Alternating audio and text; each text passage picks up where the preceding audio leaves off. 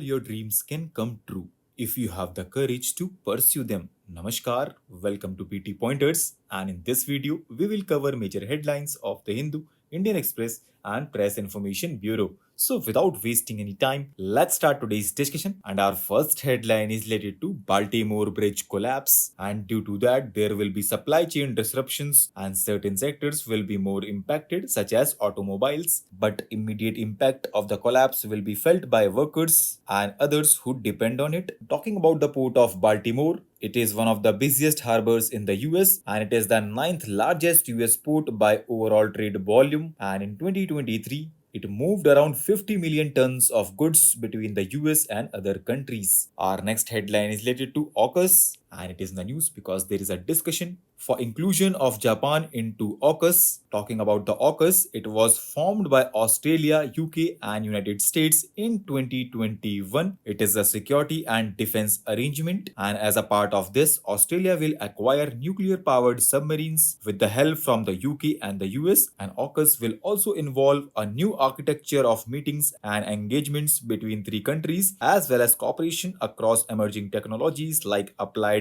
artificial intelligence, quantum technologies, and undersea capabilities. Our next headline is related to gap limitation, which stands for the idea that predator can only eat things that fit in its mouth. Imagine a snake trying to eat a rabbit. If the rabbit is too big to fit in the snake's mouth, gap limitation says the latter won't be able to eat it. It influences how animals evolve over time, and understanding gap limitations is essential to predicting how changes in predator or prey populations, changes in habitats, or environmental disturbances could affect the structure and function of the ecosystem. Now, recently, Supreme Court has expanded the scope of Articles 14 and 21 to include the right against the adverse effects of climate change. Article 21 recognizes right to life and personal liberty, while Article 14 indicates that all persons shall have the equality before law and equal protection of laws. These articles are important sources of right to a clean environment and the right against adverse effects of climate change. From time to time, Supreme Court has expanded the fundamental rights chapter to include various facets